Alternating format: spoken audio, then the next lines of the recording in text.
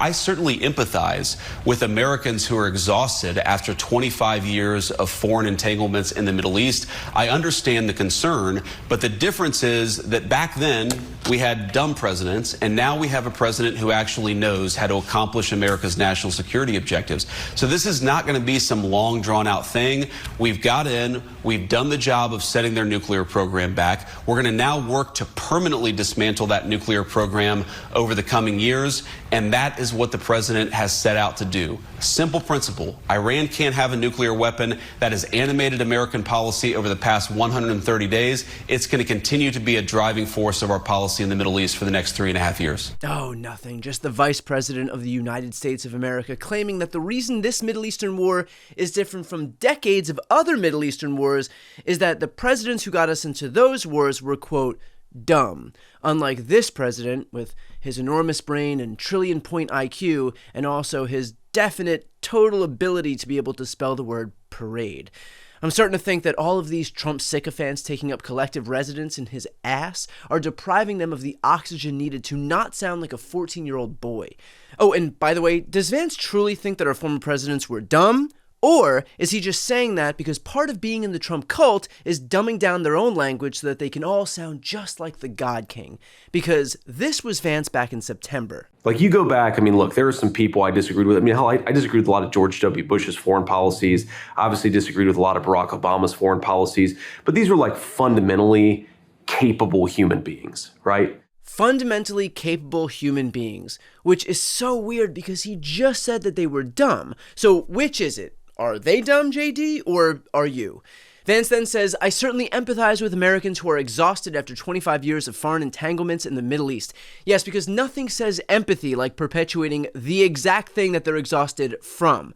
Look, I certainly empathize that you're tired of being punched in the face every day, I explain, as I punch you in the face yet again. Again, you don't get to claim that you understand everyone's exhaustion when you are doing the thing that they're exhausted from. Or I suppose you can, but it becomes abundantly clear that you are full of shit. Vance goes on to say that this president is finally one who understands how to accomplish America's national security objectives. I should probably remind you that before Donald Trump decided that war was his only option, we had the JCPOA under the Obama administration, which was a nuclear agreement from 2015 that aimed to limit Iran's nuclear program in exchange for sanctions relief. And it was largely successful, but because it was enacted by Obama, Donald Trump tore it up. Again, it's not that it didn't work, it's that Donald Trump's ego was threatened by his predecessor's success, and he didn't want any of his legacy to last. Here's Obama's former National Security Council spokesman Tommy Vitor explaining that from our latest interview. He's a fucking idiot. I mean, look, in 2015, Obama cut a deal with the Iranians called the JCPOA, the Iran nuclear agreement. What that deal did was prevent Iran from getting a nuclear weapon. It prevented them from enriching uranium to a certain level that can become weapons grade. It forced them to ship their uranium stockpile out of the country, take a whole bunch of additional steps that would prevent them from getting a nuclear weapon, or at least greatly extend out the timeline for which that it would take them to get a nuclear weapon. Trump pulled us out of that deal. And then not long after Trump pulled us out of the JCPOA, Iran started enriching uranium again. They started funneling more resources to their proxies. So all the terrible things that we saw lead up to October 7th and to lead to this moment where Iran had a huge stockpile of enriched uranium are the direct result of Trump's choice to pull us out of the JCPOA. So he is an arsonist, and now he wants credit for being the firefighter if he goes and bombs the Iranian infrastructure. So again, we had a functioning diplomatic agreement without war, but Trump's ego was more important than our national security, and so now, just 5 months into his presidency, we're at war because Trump didn't want to let a black man's legacy survive.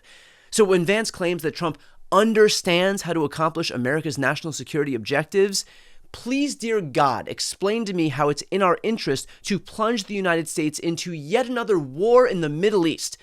I should remind you that the last war in the Middle East lasted most of my adult life, cost $2 trillion, and countless American lives. If we were trying to do that again, this is exactly how we would do it. which, by the way, is something that I thought Donald Trump was against, what with all of his campaign promises. We're rebuilding our military stronger than ever before, and we are not going to deplete it again on stupid, senseless, endless wars. World War III has never been closer than it is right now. We need to clean house of all of the warmongers and America last globalists and the deep state. I am the president who delivers peace. I was the first president in decades who didn't start a war. But I stand here today, and I'm the only candidate who can make this promise. I will prevent, and very easily, World War III, very easily. These globalists want to squander all of America's strength, blood, and treasure, chasing monsters and phantoms overseas. In addition, there must also be a complete commitment to dismantling the entire globalist neocon establishment that is perpetually dragging us into endless wars, pretending to fight for freedom and democracy abroad. But hey, I guess you don't need to lie anymore once you've already gotten everyone's votes, am I right? Also, on the "this president understands how to accomplish America's national security objectives" front, there is reporting today in the New York Times that the strike didn't fully accomplish the goal. Quote, after overnight strikes on Iran, President Trump on Sunday declared this operation a success and said that Iran's nuclear enrichment facilities were completely and totally obliterated. But his early public pronouncements contrast with more cautious assessments by the U.S. and Israeli militaries. The Israeli military, in an initial analysis, believes the heavily fortified nuclear site at Fordo has sustained serious damage from the American strike on Sunday, but has not been completely destroyed, according to 2 Israeli officials with knowledge of the matter. The officials also said it appeared Iran had moved equipment, including uranium, from the site. A senior U.S. official similarly acknowledged that the American strike on the Fordo site did not destroy the heavily fortified facility, but said the strike had severely damaged it, taking it off the table. The person noted that even 12 bunker-busting bombs could not destroy the site. So yeah, when Vance says that only this president knows how to accomplish America's national security objectives, perhaps it's a bit premature to be spiking the football.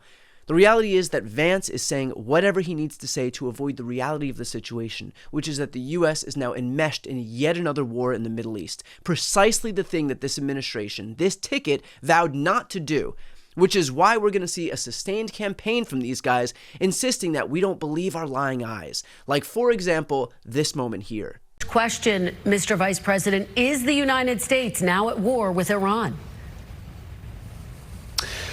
No, Kristen, we're not at war with Iran. We're at war with Iran's nuclear program. And let me just say, Kristen, that we're incredibly grateful and proud of the American Air Force pilots who did an incredible job last night. See, we're not at war with Iran. We're simply at war with Iran's nuclear program, which is located inside of Iran and run by the Iranians. Kind of like how we didn't go to war with Afghanistan and Iraq 2 decades ago. We were merely at war with terror. Surely you guys believe that, right? Right?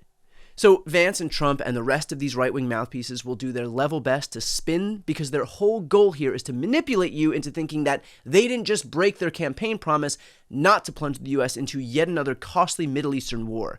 But we've been here before. These guys can pretend that dropping bombs is a sign of peace, but we're all smart enough to know better.